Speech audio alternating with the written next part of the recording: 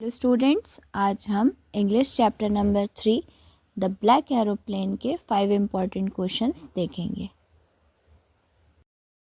I will take the risk. What is the risk? Why does the narrator take it? Narrator ने बोला मैं ये risk लूँगा, तो वो रिस्क क्या था और नरेटर ने उस रिस्क को क्यों लिया? The narrator was flying a Dakota aeroplane at 1 o'clock at night from France to England.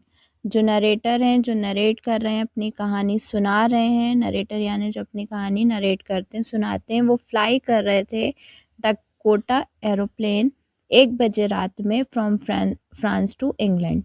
He took the risk of flying through the storm. अब ये रिस्क क्या था? उन्होंने रिस्क लिया कि वो तूफान में से उड़ा लेंगे aeroplane and the black clouds, और काले काले बादलों में से वो निकाल के ले जाएंगे प्लेन को। The narrator took the risk of flying through the black clouds. क्यों लिया रिस्क उन्होंने?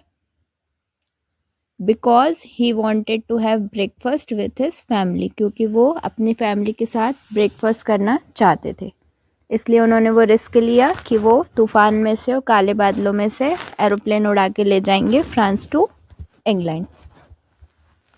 Describe the narrator's experience as he flew the aeroplane into the storm. जब वो तूफ़ान में एरोप्लेन ले गए तो उनका एक्सपीरियंस क्या था?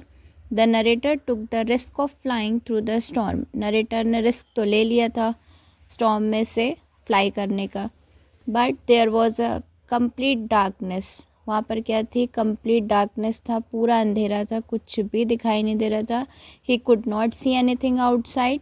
द ओल्ड डकोटा एरोप्लेन, जो उसका पुराना डकोटा एरोप्लेन था, jumped and twisted in the air. वो क्या होने लगा? जंप करने लगा और ट्विस्ट करने लगा इन द एयर, हवा में। Radio and compass were broken.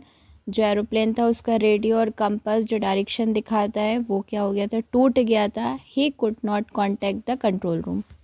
Y does the narrator say I landed and was not sorry to walk away from the old Dakota? After landing, the narrator did not feel sorry to walk away from the old Dakota because वो उस aeroplane से दूर जाके बिल्कुल भी sorry नहीं था। क्यों? He had a very horrific and scary experience. भयानक और डरावना एक्सपीरियंस था उसका वाइल फ्लाइंग दैट प्लेन। उस प्लेन को स्टॉर्म से उड़ा के उनका बहुत भयानक और डरावना एक्सपीरियंस रहा था। ही वॉज हैप्पी, वो खुश थे, that he landed the plane safely. वो बहुत ज़्यादा खुश हो गए थे कि वो फाइनली क्या हो गए, लैंड कर गए सेफली, बट उनके जो एक्सपीरियंस था वो बहुत ज़्यादा ख़राब था। What made the woman in the control center look at the narrator strangely?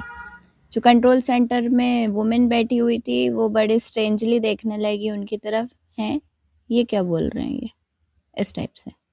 The woman in the control center looked at the narrator strangely because the narrator asked her about the black aeroplane. उन्होंने जाते ही women से पूछा कि वो black aeroplane कौन था जिन्होंने मेरी मदद करी। And she told there was no other aeroplane in the sky during the storm. कोई और प्लेन था ही नहीं तूफान के दौरान स्काई में। तो वुमेन तो देखेगी ना, पागल वागल है क्या, जो कोई एरोप्लेन था ही नहीं और ब्लैक एरोप्लेन के बारे में पूछ रहा है आके। Who do you think helped the narrator to reach safely? आपको क्या लगता है कि रियल में नरेटर की हेल्प किसने करी थी ताकि वो सेफली पहुंच जाए? The narrator thought the mysterious black aeroplane helped him through the storm. Narrator को ऐसा लगा कि कोई एक मिस्टीरियस ब्लैक एरोप्लेन आया, उसके पायलट ने उसे इशारा किया फॉलो मी वाला, उसने उसे फॉलो किया और वो सेफली रीच किया। But the woman at the control center confirmed that there was no other plane during the storm. तूफ़ान के दौरान कोई दूसरा प्लेन वहाँ था ही नहीं। कंट्रोल सेंटर पे बैठी वुमेन के रडार में उस टाइम ऊपर कोई भी प्लेन शो नहीं कर रहा था। The narrator himself landed the plane safely. Narrator ने खुद ही जो था वो प्लेन को सेफली उतारा था with his will power. Video अच्छी लगी हो और समझ में आई हो तो लाइक करिए, अपने फ्रेंड्स के साथ शेयर करिए, कमेंट करिए and please subscribe my channel. Thank you so much.